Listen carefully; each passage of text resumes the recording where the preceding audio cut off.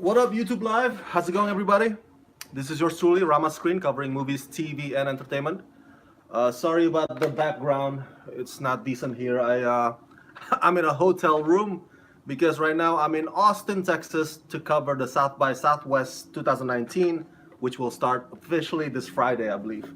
Um, so right now it's Thursday. There's nothing going on today. Just probably gonna get my pick up my badge or enjoy Austin, or maybe just stay in the hotel some more.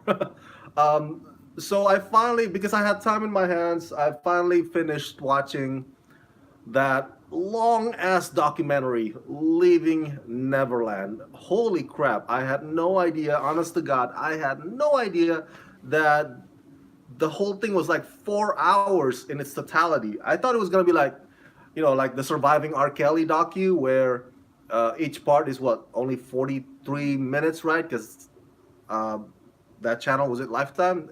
It has commercial breaks.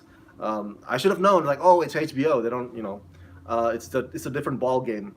But yeah, part one and part two each is like 2 hours and something minutes. Whew.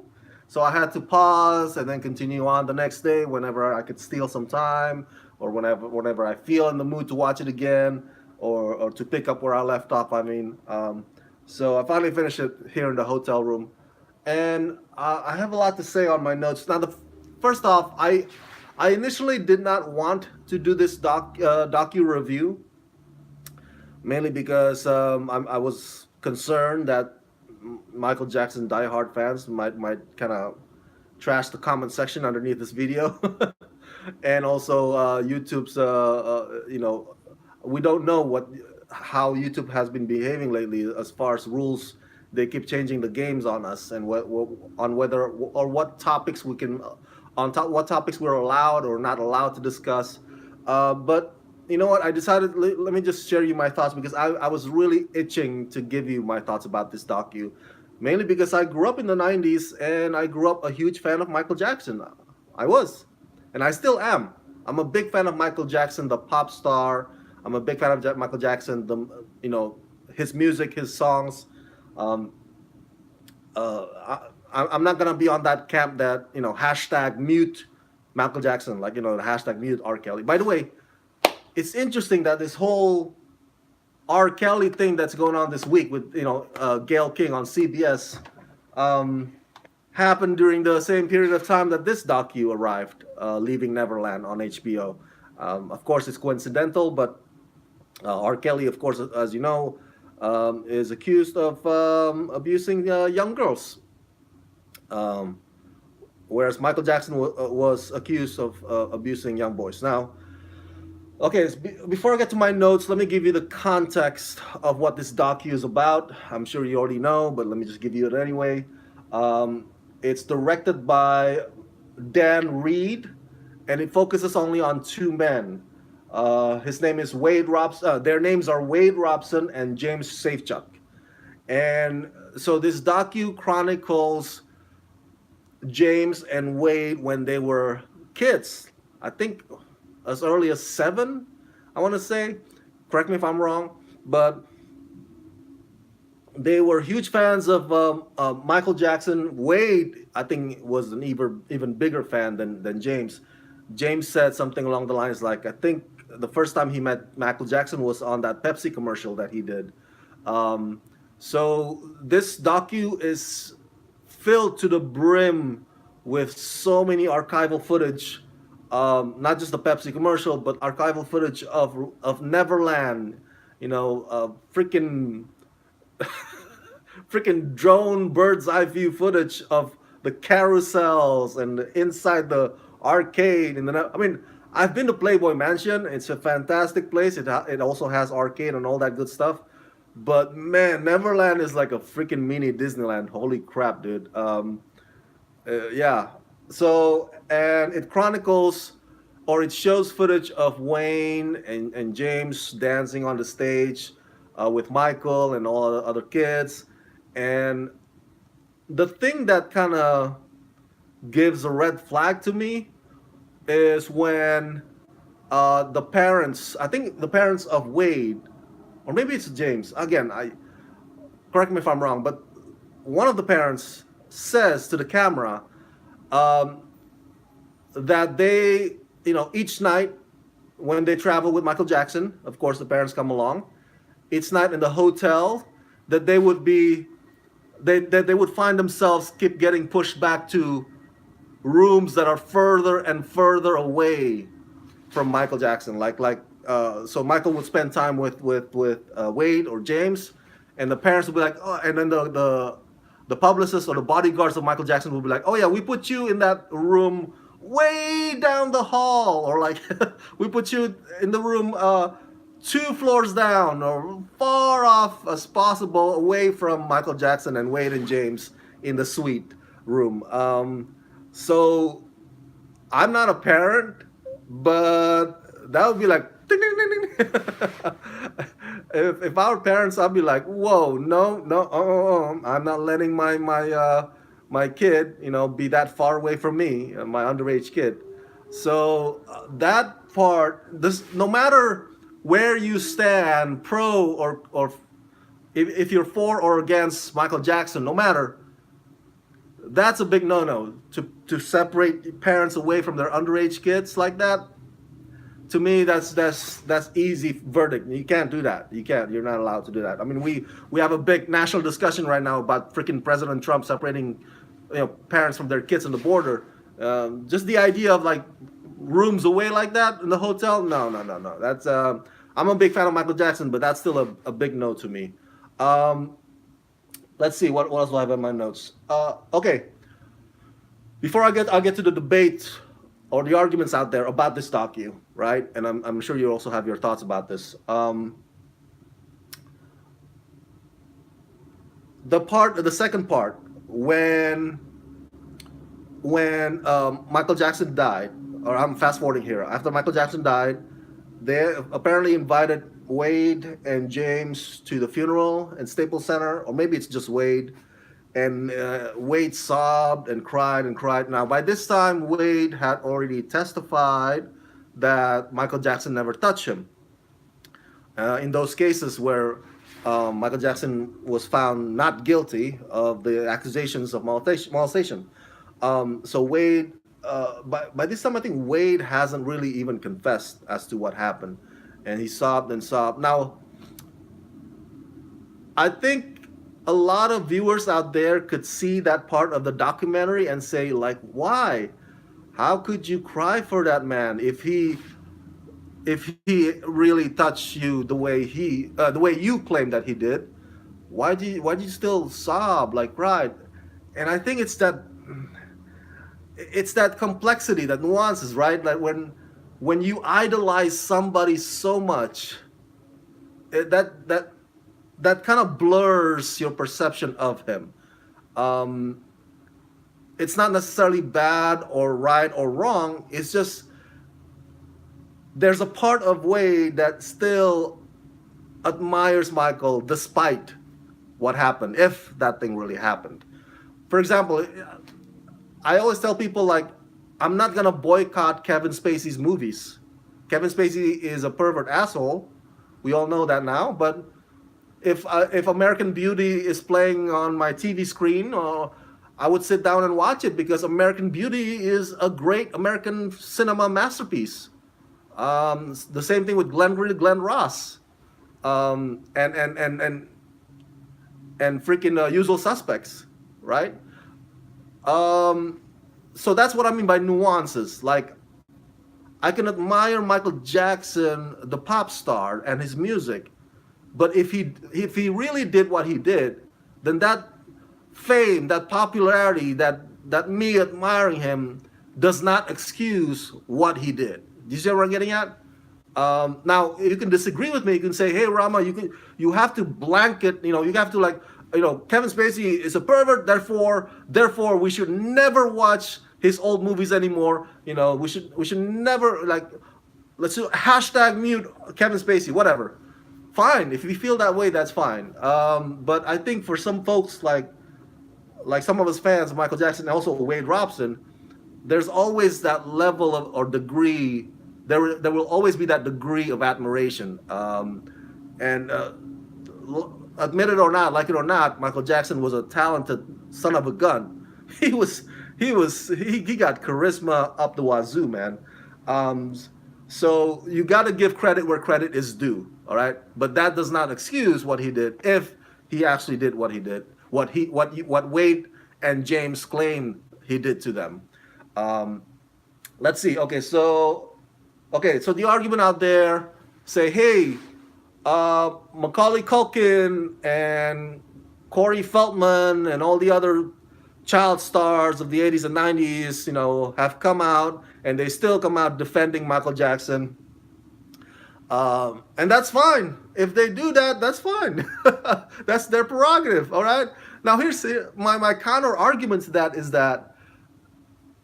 the same argument that I said when, like, for example, last week I mentioned on Twitter, Julia Roberts is not very nice in person, because that's my experience encountering Julia Roberts, and she wasn't very nice to me. But one of the other journalists tweeted back to me, is like, hey, I interviewed Julia Roberts last week and she was very friendly.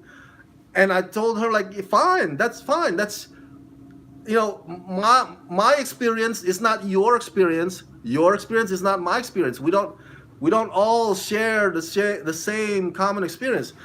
So that's my counter argument to this, is that just because maybe, again, we don't know if Michael Jackson did what he did to Wade Robson and James Chuck, but here's the counter argument: just because Macaulay Culkin and Corey Feldman did not get abused, it doesn't mean that the other kids also did not get abused.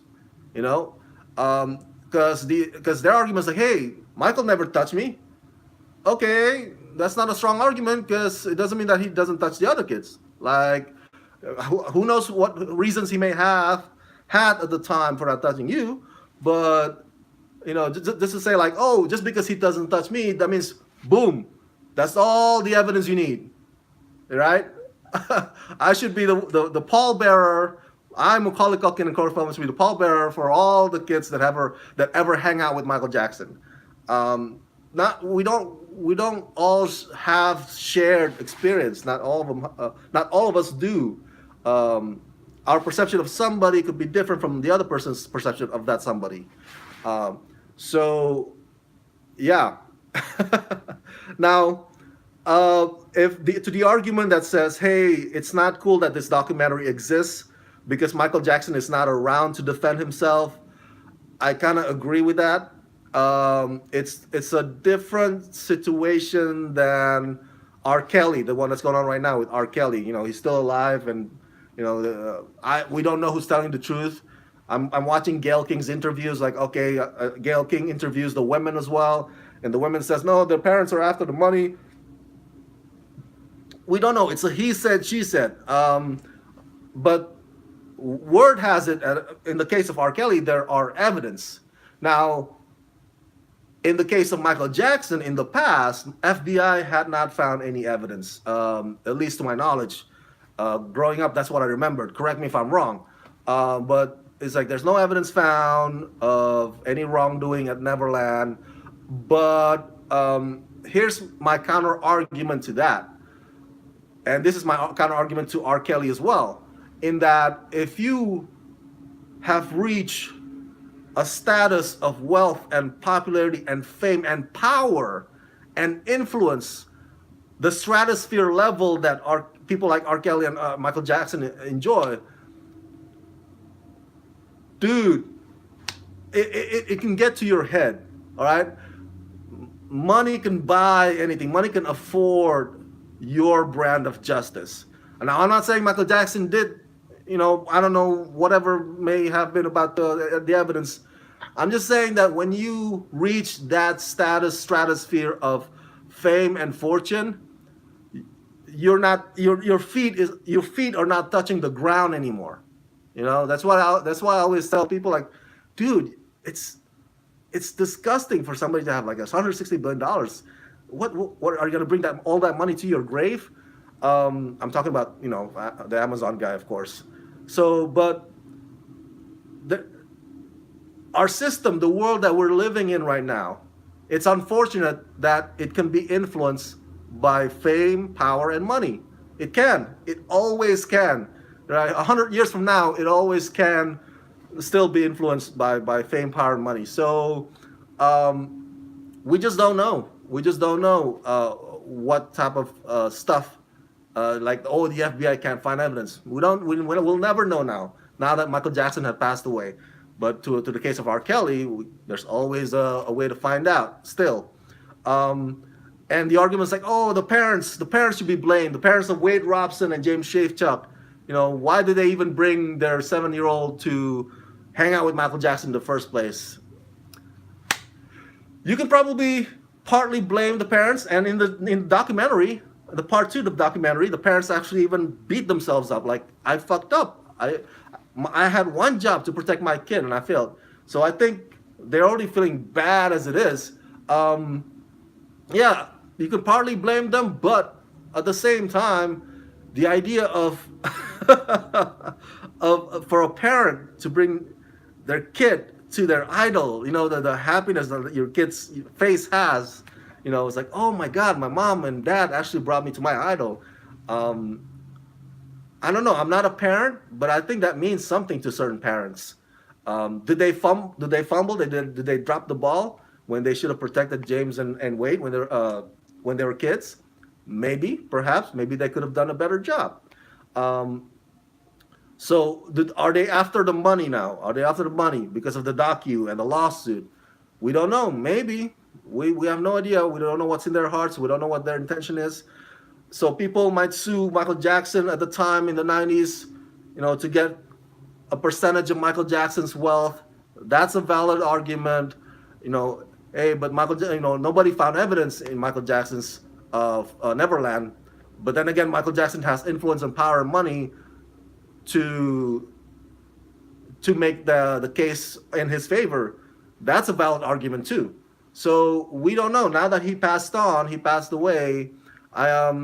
Michael Jackson's family estate is really fighting hard to make sure that his name stays clean, and it's understandably so. But I would not take their defense or their word at face value, because I'm not gonna say names, but I have people in my extended family who um, defend certain family members, not on the case of molestation. No, no, on slightly like on insignificant case.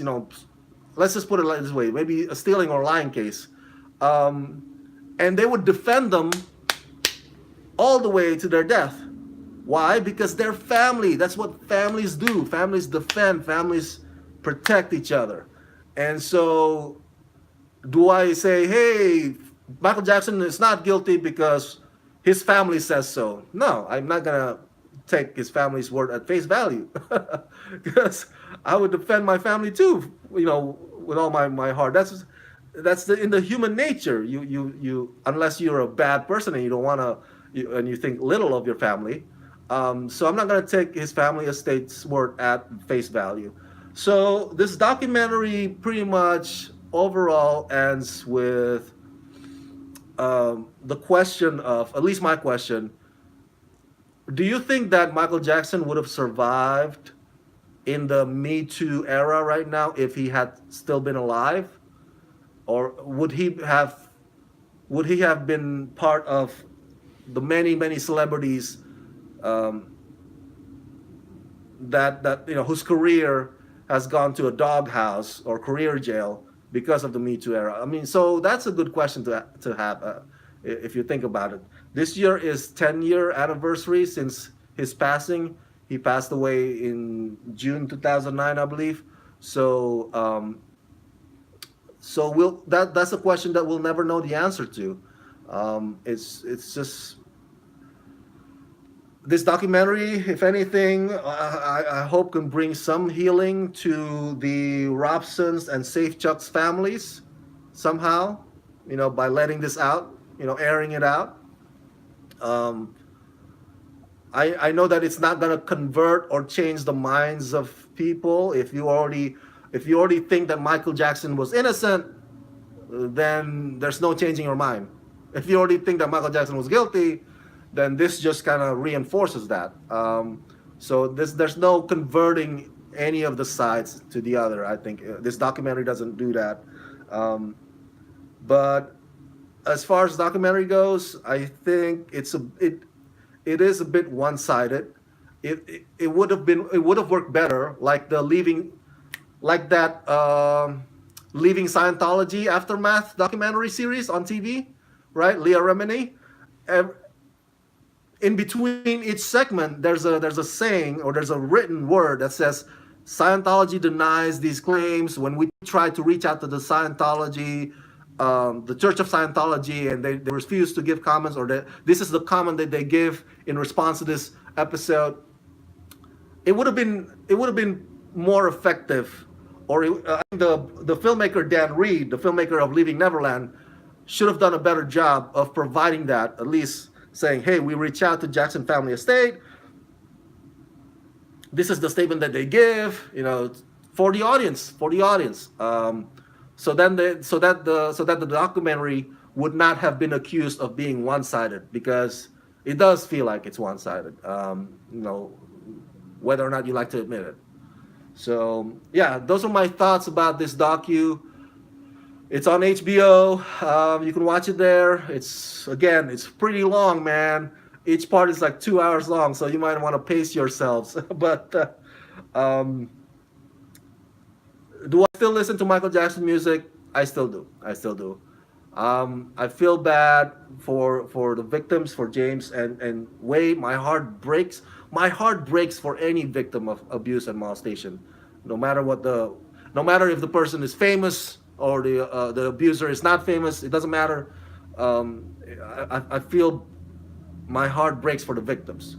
I will probably just view Michael Jackson as a pop star, despite my view of him as a person or as a human being, because that view, that will never be concluded, will never be fully decided, because he already passed on. We'll never know the answers to. Now, I'll leave you with this. I'll leave you with this. With regards to both Michael Jackson and R. Kelly and all the famous people out there, if you are a public figure and if you're watching this, optics matter. All right, people's perception is reality. And if you're a public figure or if you're famous, be careful of the court of the public opinions. My point in that, what I mean by that is that if you don't want to be accused of abusing little children, young girls, young boys, then don't surround yourself with young boys or young children. You can say, hey, Michael Jackson just has a big heart. He loves children. He wants to provide them with this mini Disneyland called Neverland. But the optics is terrible. The optics is terrible. People will see that not in a positive way. So even if you give R. Kelly or Michael Jackson the benefit of the doubt, the optics is still terrible. All right. So just, if you're a public figure, just be extra mindful about what persona or what example that you put out there, because your status now has reached another level, of influence. You can actually influence people into doing shit, into buying shit, whatever. So you can't mess or meddle with that. You have to.